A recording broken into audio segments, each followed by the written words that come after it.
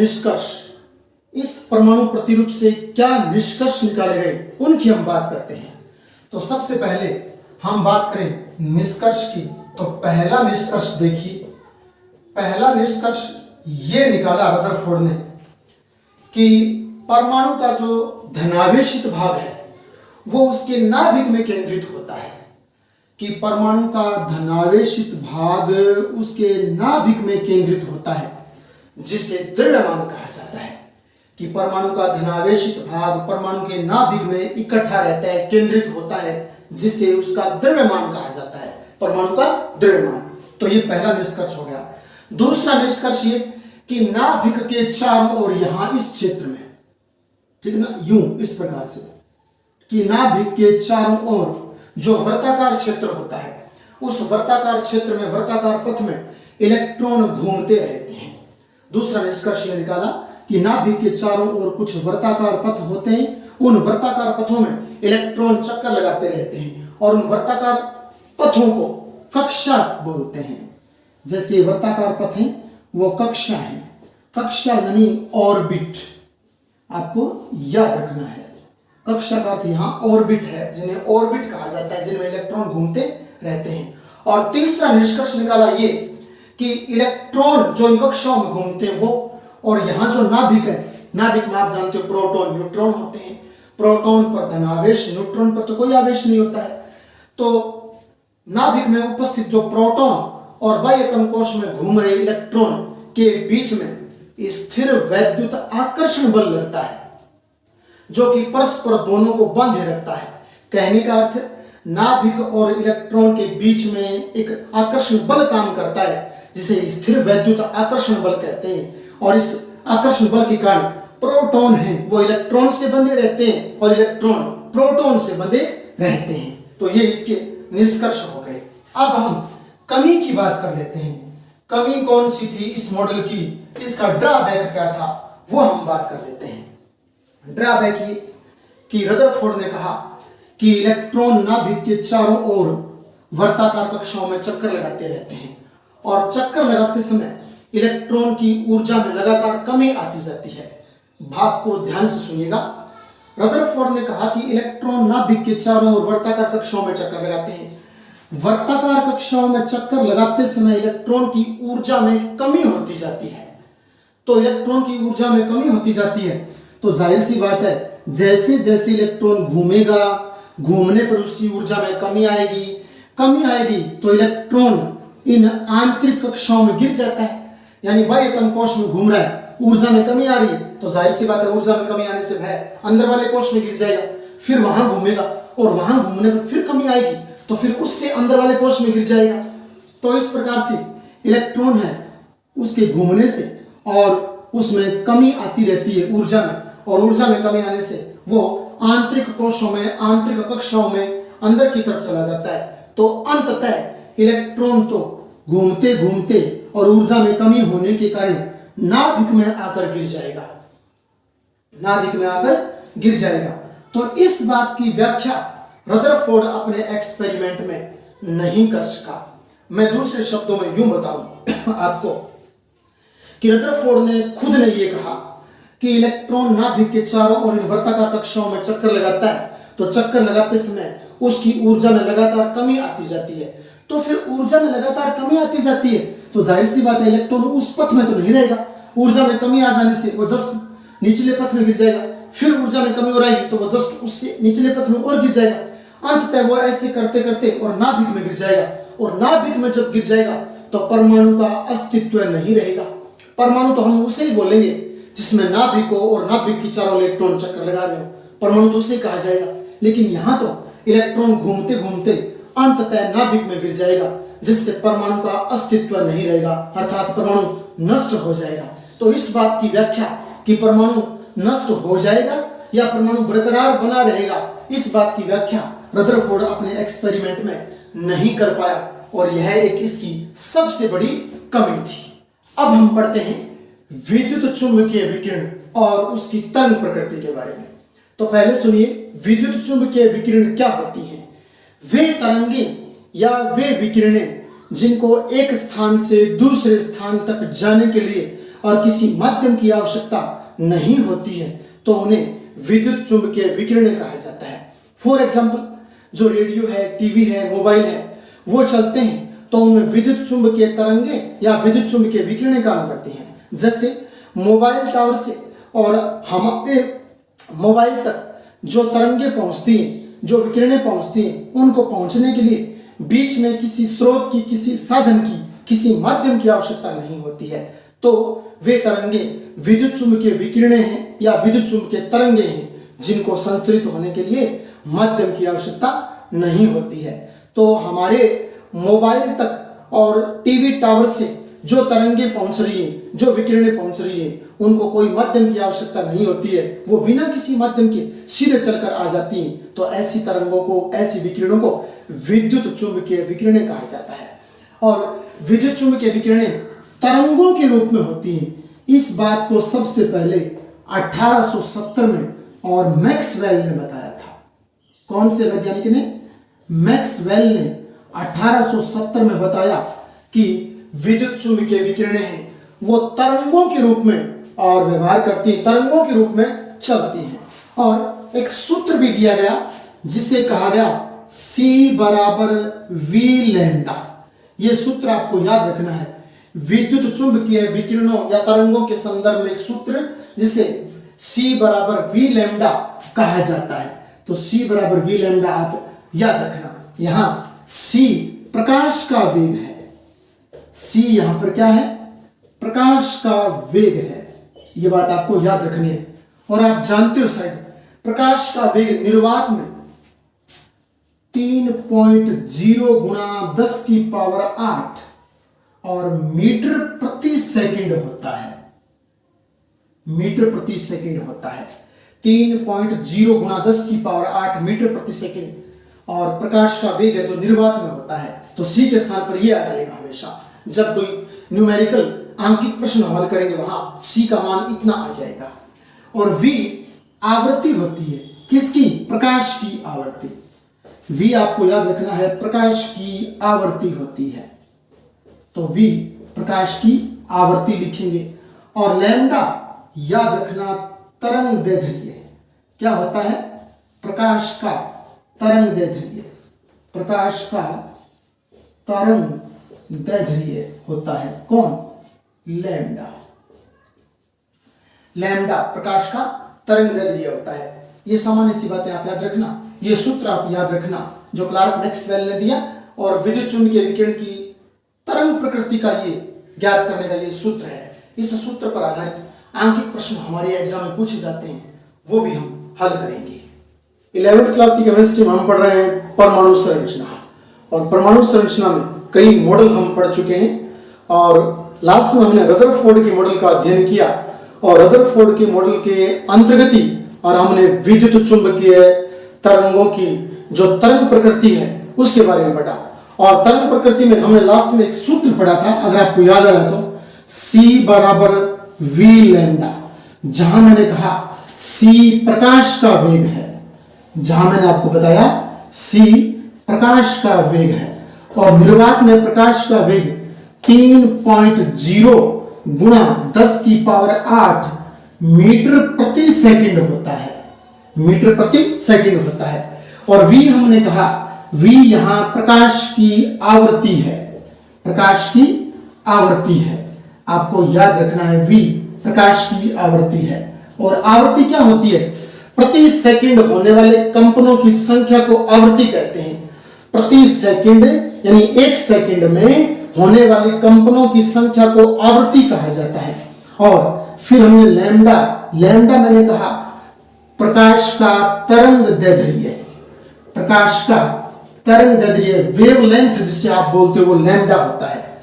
तो हमें यहाँ एक आंकिक प्रश्न दिया गया है और आंकिक प्रश्न हमारे एग्जाम में पूछे भी जाते हैं और ये वाला पूछा भी गया है।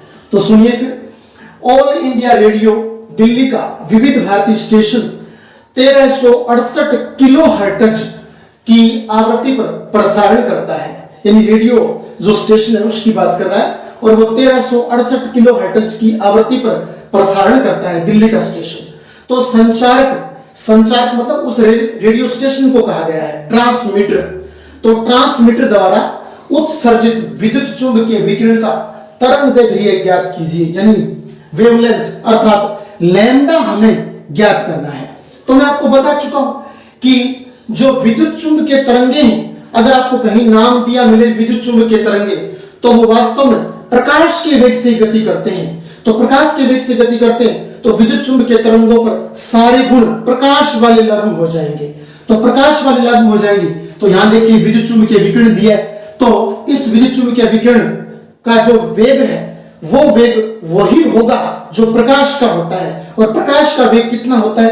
3.0 गुणा 10⁸ मीटर प्रति सेकंड, ये प्रकाश का वेग है। और मैंने कहा प्रकाश का वेग है या प्रकाश के जो गुण है वो लागू होते हैं विद्युत चुंबकीय विकिरणों पर या तरंगों पर। तो इसका वेग भी प्रकाश के वेग के बराबर, अर्थात विद्युत चुंबकीय विकिरण का वेग इतना हो जाएगा जितना प्रकाश का है। और प्रकाश की जो आवृत्ति होती है वही आवृत्ति विद्युत चुंबकीय विकिरण की हो जाएगी, क्योंकि विद्युत चुंबकीय विकिरण प्रकाश के वेग से गति करती है निर्वात में, तो इसकी आवृत्ति भी उतनी हो जाएगी। और तरंगदैर्घ्य वेवलेंथ हमें ज्ञात करना है और वो प्रकाश के वेवलेंथ के बराबर ही आपको प्राप्त होगा। तो फिर हम देखते हैं, हमारा सामान्य सूत्र आपको याद रखना है, वो है C = V लैम्डा। C प्रकाश का वेग बता चुका हूं, V प्रकाश की आवृत्ति और लैम्डा तरंगदैर्घ्य। हमें तो लैम्डा ज्ञात करना है। तो इस सूत्र में अगर आपको लैम्डा ज्ञात करना हो तो आप जानते हैं कि लैम्डा के बराबर हमें क्या दिख रहा है? C। तो ये फिर V इस C के नीचे आ जाएगा, ठीक है ना। लैम्डा हमें निकालना है, तो लैम्डा के जस्ट पास वाली राशि बराबर वाली राशि के नीचे पैरों में चली जाएगी। तो यहां C = V लैम्डा बन जाएगा। और C का बता रहा हूं मैं आपको, C की वैल्यू कितनी है? 3.0 गुणा 10⁸ मीटर प्रति सेकंड। मीटर प्रति सेकंड ये इसकी वैल्यू है। बटे में V यानी प्रकाश की आवृत्ति है। और प्रकाश की आवृत्ति मैं बता चुका हूं कि प्रकाश की जो आवृत्ति होती है वही फिर विद्युत चुंबकीय विकिरण की आवृत्ति है। और विद्युत चुंबकीय विकिरण की आवृत्ति कितनी बताइए? 1368 किलोहर्ट्ज की आवृत्ति। ये आवृत्ति का मान दिया है, V का मान दिया है। तो फिर प्रकाश की आवृत्ति है वही चुंबकीय विकिरणों की आवृत्ति हो जाएगी, यानी इनके गुण इन पर भी लागू होते हैं। तो यहाँ किलोहर्ट्ज दिया है और हमें प्रकाश का वेग वो मीटर प्रति सेकंड दिया है, और वो वहां किलो में दिया है, यहाँ मीटर में दिया है।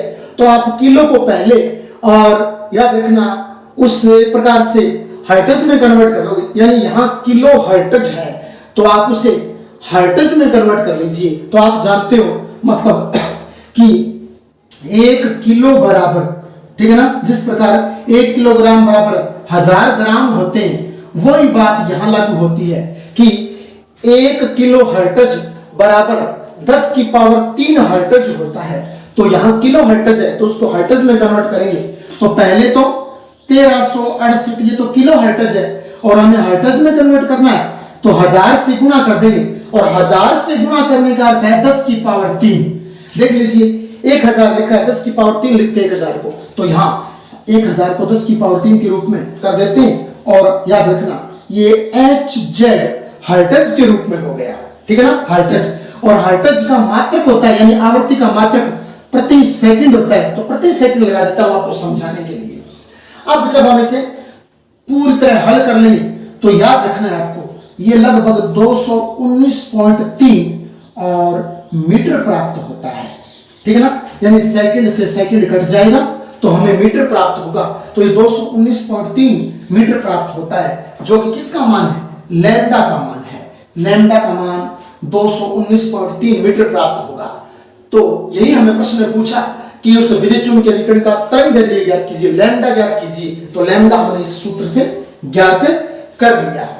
हमारा अगला न्यूमेरिकल यानी आंतरिक प्रश्न है, दृश्य स्पेक्ट्रम के तरंगदैर्घ्य का परास बैंगनी रंग वाला 400 नैनोमीटर, यहां nm का अर्थ नैनोमीटर है। और एक बात आपको याद रखनी है कि 1 नैनोमीटर बराबर 10⁻⁹ मीटर होता है। इतनी सी बात आप याद रखिए, 1 nanometre is equal to 10⁻⁹ metre. 1 nanometre 10⁻⁹ metre के बराबर होता है। तो दृश्य स्पेक्ट्रम के तरंगदैर्घ्य का परास बैंगनी यानी 400 नैनोमीटर से और लाल यानी 750 नैनोमीटर तक है। इन तरंगदैर्ध्यों को आवर्तियों में प्रकट कीजिए। जो तरंगदैर्ध्य हैं उनकी हमें आवर्ती के रूप में गणना करनी है। मैं कहने का अर्थ ये बताना चाहता हूं आपको कि तरंगदैर्ध्य ज्ञात करना है अर्थात लैम्डा ज्ञात करना है। तो यहां देख लीजिए, दृश्य स्पेक्ट्रम वो होता है जिसमें हमें चीजें दिखाई देती हैं, प्रकृति की वस्तुएं दिखाई देती हैं। तो प्रकाश का वह भाग जिसमें हमें प्रकृति की वस्तुएं दिखाई देती हैं तो वो दृश्य स्पेक्ट्रम कहलाता है। तो दृश्य स्पेक्ट्रम की तरंगदैर्ध्य का परास बैंगनी वाला 400 नैनोमीटर दिया है, लाल रंग वाला 750 नैनोमीटर दिया है और इनका हमें वेवलेंथ तरंगदैर्ध्य ज्ञात करना है। तो पहले सुन लीजिए, आप बैंगनी रंग वाला है उसका वेवलेंथ ज्ञात करते हैं। तो एक सामान्य सूत्र आप लिखोगे C = V लैम्डा। हमें लैम्डा ज्ञात करना है, तो लैम्डा ज्ञात करना है तो मैं क्या लिखूंगा C/V। और C आपको बता चुका हूं कि प्रकाश का वेग है। तो प्रकाश का वेग यहां 3.0 गुणा 10⁸ मीटर प्रति सेकंड होता है। और यहां बटे में V आवृत्ति बात सुनिए, 400 नैनोमीटर दी हुई है बैंगनी कलर की। तो ये मैं निकाल रहा हूं बैंगनी रंग के लिए। ये कौन से रंग के लिए? बैंगनी रंग के लिए तरंगदैर्ध्य ज्ञात कर रहा हूं। बैंगनी रंग के लिए मैं लैम्डा का मान ज्ञात कर रहा हूं। तो उसका 400 नैनोमीटर दिया है। आपको याद रखना है, प्रकाश का वेग तो मैंने मीटर के रूप में लिया है, जबकि वो नैनोमीटर में दिए हुए। तो उन नैनोमीटर को पहले आप मीटर में कन्वर्ट कीजिए। मीटर में कन्वर्ट करोगे तो बचा 1 नैनोमीटर बराबर 10⁻⁹ मीटर होता है। तो 400 को मैं 10⁻⁹ लगा दूंगा तो ये मीटर में कन्वर्ट हो जाएगा। 400 नैनोमीटर को मैंने मीटर में कन्वर्ट कर लिया और मीटर में कन्वर्ट किया तो 1 नैनोमीटर बराबर 10⁻⁹ मीटर है, इससे गुणा कर दिया। तो ये 400 अब यहां मीटर में कन्वर्ट हो गया। पहले 400 नैनोमीटर था, अब 400 गुणा 10⁻⁹ आ गया तो ये मीटर में कन्वर्ट हो गया। और जब आप इसे हल करके और लिखोगे तो याद रखना 750 यानी 7.50 आता है गुणा 10⁻14 और प्रति सेकंड आता है। क्योंकि यहां मीटर से तो मीटर कट जाएगा तो क्या बचा? प्रति सेकंड बचा। तो प्रति सेकंड इस प्रकार से आप लगा दोगे। और प्रति सेकंड किसका मात्रक है? आवृत्ति का, ठीक है ना। और आवृत्ति लिख दो आप, चाहे यहां पर कोई दिक्कत नहीं, आप यहां HZ लगा सकते हो। HZ ना लगाओ तो आप यहां प्रति सेकंड लगा सकते हो। HZ आवृत्ति होती है, आवृत्ति का मात्रक प्रति सेकंड होता है और यहां भी प्रति सेकंड बचता है। तो ये अब एक बात सुनिए, आप गौर से ध्यान देना कि आपको कैसे पता चलेगा कि यहां 7.50 निकाले या फिर 75.0 भी तो हो सकता था। लेकिन एक आप जब निकालो मान तो याद रखना, आप देखना कि प्रकाश का वेग किसी आंकिक प्रश्न में और जो प्राकृतिक चीज है वो कितनी दी हुई है। प्रकाश का वेग यहां कितना दिया है? प्रकाश के वेग में 3.0 आता है, यानी दशमलव से पहले एक अंक है। प्रकाश के वेग में दशमलव से पहले एक अंक है। तो फिर जो उत्तर प्राप्त होगा उसमें भी आपको दशमलव से पहले एक ही अंक रखना है। दशमलव से पहले प्रकाश के वेग में एक अंक है तो उत्तर निकालते समय भी आप याद रखना दशमलव से पहले एक ही अंक आएगा, ठीक है ना। इस प्रकार से बात आपको याद रखनी है। तो बैंगनी रंग का जो तरंगदैर्ध्य है वो 7.50 गुणा 10⁻14 हर्ट्ज या बोल दीजिए प्रति सेकंड प्राप्त होगा। इसी प्रकार दूसरा पूछा है रेड कलर वाला, तो लाल रंग के लिए तरंगदैर्ध्य, किस रंग के लिए? लाल रंग के लिए तरंगदैर्ध्य अर्थात लैम्डा। तो लैम्डा बराबर C/V लगा लूंगा। तो C कितना है? C तो बता चुका हूं, 3.0 गुणा 10⁸ मीटर प्रति सेकंड। कितना? मीटर प्रति सेकंड बटे में V का मान कितना है? V का मान रेड कलर के लिए 750 तो दे रखा है और इसे नैनोमीटर दिया है तो मीटर में कन्वर्ट करेंगे तो 750 गुणा 10⁻⁹ हो जाएगा। और ये भी याद रखना, ये आपके हो जाएगा 750 में 10⁻⁹ माइनस में मीटर में हो जाएगा। तो अब एक बात याद रखिए, मीटर से मीटर कट जाएगा तो क्या बचा? प्रति सेकंड बच गया। और जब आप इसको हल करके लिखोगे तो ये लगभग प्राप्त होगा 4.00 गुणा 10⁻14, चाहे तो लिखो प्रति सेकंड चाहे लिखो हर्ट्ज।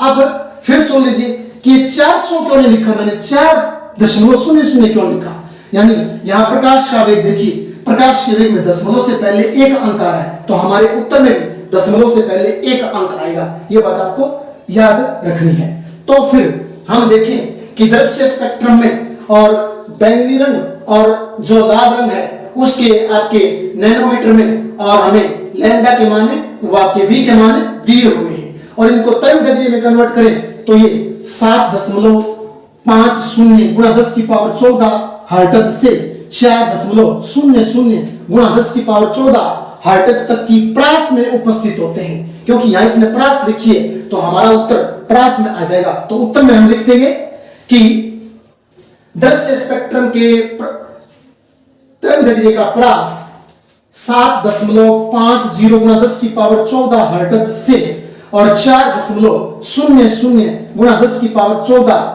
हर्ट्ज तक होता है। इतना उत्तर हमारा